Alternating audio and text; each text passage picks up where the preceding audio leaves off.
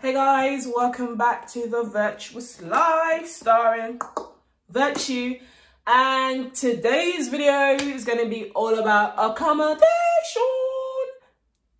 student accommodation. I'm going to talk about private accommodations. I'm going to let you know about everything you need to know to choose the right accommodation, because when I tell you, accommodation plays a big part in how your uni experience will be, okay? Do not underestimate the power of accommodation, okay? Listen, this is basically setting off for like your friends you're gonna make, the experience you're gonna have in uni, like how well you do in your studies. I might be over exaggerating, but like accommodation is a big thing, because like, listen, you get this wrong and it could put you on the wrong path. Anyways, I just want to say congratulations to anyone who got into uni, anyone who didn't get into uni. Like the class of A-level 2020 blew my mind away, because honestly, knowing that my grades were in the hands of the government does not sit right with me.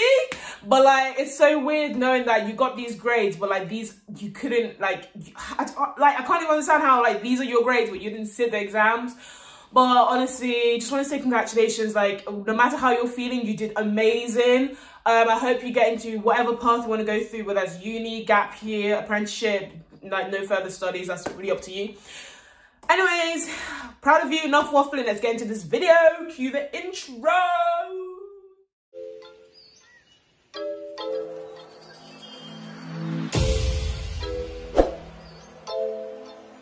Oh la la.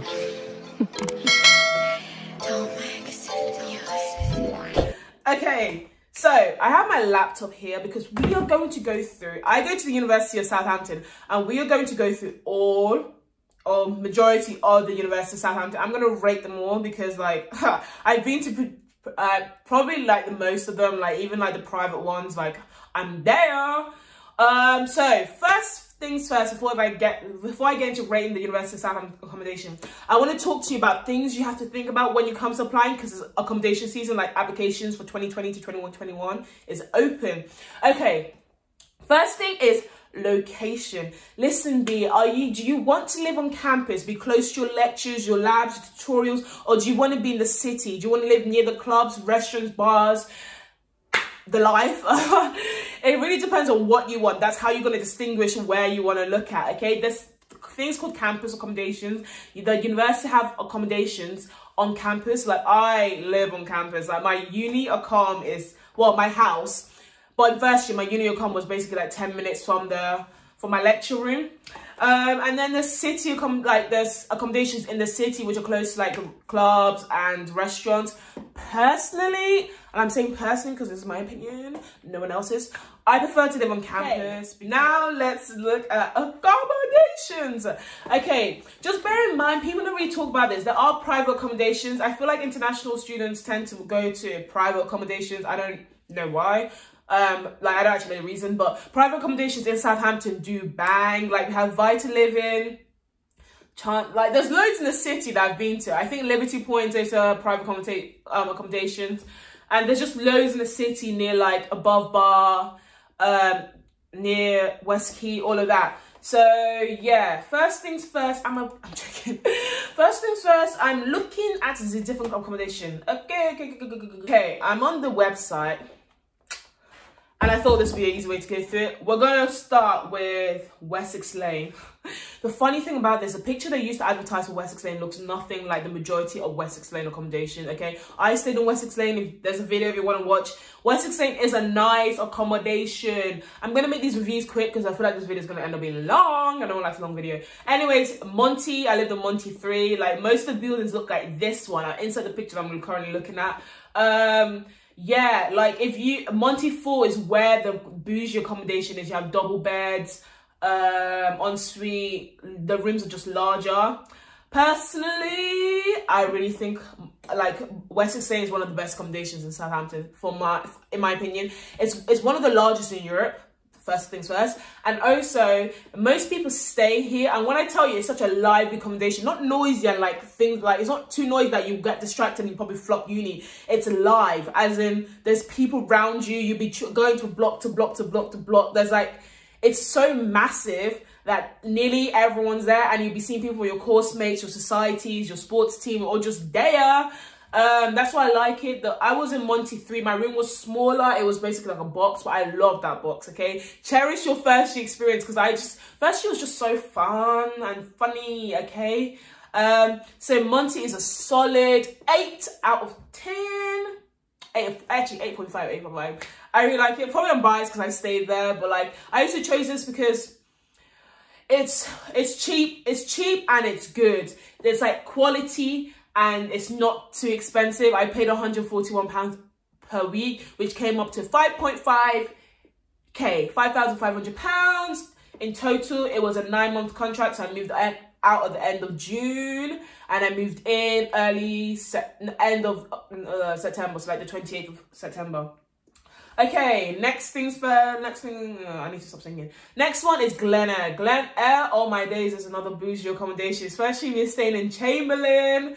Okay, Glen Eyre is incredibly close to uni. Like, it's a 6-minute walk. It's like this big hill, not that big, but it's a hill. You go down the hill and turn left and you're in Highfield campus. It's really close to campus. West Lane is close to campus. It's like a 10 to 15-minute walk. It's a 10-minute for me because I don't have long legs. Anyways, it's a 6-minute bus journey to campus, and that's the main reason I chose West Lane as well. Glen Eyre is a beautiful accommodation. You have different categories. You have like Chancellor's Court, Jellicoe, you have Chamberlain. So like depending on where you stay, depends on like how the vibe. Chamberlain is it's top up there with like expensiveness. Like Chamberlain has like double beds. Oh, it's just beautiful. If I can find pictures, I'll put pictures. I've been to like Chamberlain accommodation. It's so nice. Jellicoe is another good accommodation, ensuite, double bed, no, single. What's the one between single and double? That middle 3/4 bed. Yeah, it has like common rooms are so pretty. It has color schemes, so like Chamberlain is like green and white, and then Jellicoe is like multicolored. You have your the laundry on site. There's 24 hours reception and security. There's a bus stop just right outside your accommodation that takes you straight to campus and to city. Like this is like tick, tick, tick, tick, tick, tick, tick. But I think it ranges from, I think like Chamberlain is like 6.5k. So do you think that's a grand more than where I was staying? But like sometimes luxury is what people are craving. So you do you. I definitely would rate like Chamberlain. Like I would rate Wessex. I would rate Glen Eyre like an 8.7. Like even though I stayed in Wessex and that should be my highest, this is a nice accommodation. The only reason I didn't choose this because I didn't want to pay more, but if I was going to pay more I would choose this, if that makes sense. Okay, next one. Highfield Hall. No one really talks about this one because it's in a weird location, because when I tell you I just can't figure out where I'm walking by. I've been here like 3 times. Personally I think it's one of it's quite old, okay? It's old looking. It's like it has nice rooms. You do have to share bathrooms. I don't think it has some ensuite because the ones I was looking at didn't have any ensuite. Yeah, the location's a bit of a weird one. It is close to campus. It is close to Highfield campus. But you have to, the walk is so weird, and there isn't a bus that takes you to Highfield Halls. You have to walk. It's like a 15-minute walk, and then you have to walk through the common sometimes, and I don't like walking through parks. But I'd rate this one a solid 6 out of 10. It's a good accommodation. I think the price is cheap. Also, it's park catered if you didn't want to pay for your food. Oops. Yeah, so it's park catered. Okay, that's with Highfield Halls. The next one we're going to talk about is Archers Road. Archers Road is in the city centre. So it's like very close to city, like 5-minute bus journey to West Quay. And it's close to another campus called Avenue Campus, which is mainly where the law students stay or the humanitarian students stay. And Archers Road is a nice accommodation. It's semi-old as well. Like, it just looks like a block of flats. Like it's all like modular, like everything looks the same. The kitchens are really big. Depending on which room you book, you can have en suites in there. You have single beds. The table is like the wooden table with like some random chair. I mean, you get what you pay for. I think this is one of like one of those cheap accommodations as well, like Wessex Lane. But I definitely think Wessex Lane is better than this one. No. Like I personally think Wessex Lane is better than Archers Road. And Archers Road is one of these ones, like if you don't know where it is, you won't find it, because it is like, there is a bus stop called Archers Road, but it's not actually outside the accommodation. You have to walk in a bit and to find it. Okay, next one, because I feel like this video is getting long. Mayflower Halls is another bougie accommodation. So Mayflower Halls is one of the bougie accommodations. It's quite expensive. It has a lot of international students. Depending on which category you get, like category 3 or 4, or depends on like the price. I think the top can range to like 6. It's up there with Chamberlain in price, like 6.5k. I don't know if it's changed, because honestly I can't even bother to look, but basing it from my year, which was 2 years ago, it was like 6 point something k. It was expensive. I missed 7k, like 6.9 is what I was hearing. But it's so pretty. It's basically in the heart of the city, okay? And you have like the kitchens, if you're on the corner, it curves round and you can just see most of Southampton. The view is incredible. It's just really nice, 24-hour reception, but like all of that. Personally, I'd rate this one like an 8.4. So I would say my highest so far is Chamberlain, which is Glen Eyre. So Glen Eyre, Chamberlain, Wessex Lane, Monty 3/4. And then it'll be to Mayflower. The only reason I'm not rating this one high is because I don't have 7k to spend, okay? I think it's a great accommodation, but for the price, like, it's great, but I wouldn't want to pay that room, because the rooms are big, but it's not that much bigger than like the one I was staying in. So I'm thinking, where's this extra 2k coming from?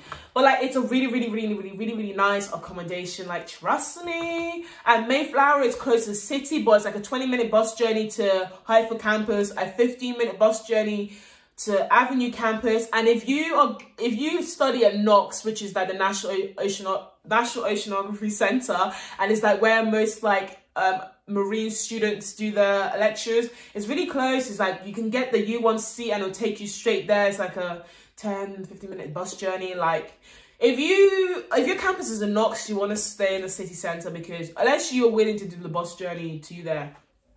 Okay, another one is City Gateway. City Gateway is really near Wessex Lane. Like, I always see it when I was walking down to McDonald's. It's mainly for postgraduate students. I've heard some bad reviews about City Gateway. They said like, it's like badly funded or something. I can't remember who told me this, but like, yeah, it's near Wessex Lane, so it's 10 minutes from campus, Highfield campus. That's what I have to say about that one. Okay, I'm gonna talk about private accommodation, because people always like to neglect that, so I'm gonna get one up. So Vita Living is another it's like the most popular one, because I've always heard about it. It's like a very luxury, like, it's expensive, but it's bougie. You have a gym in your accommodation. You have the gym in the accommodation. You have cafes. You have vending machines. Like, it's definitely worth the money you're paying. But if you can, like, a lot of international students normally stay here. So when I do visit, like, it's mainly international students. Yeah, it's a great accommodation, honestly. Another one, it's this one called Liberty Point. Liberty by Southampton. Yeah, Liberty Point is another good accommodation. Really high ceilings, like double roof ceilings. I have no clue why.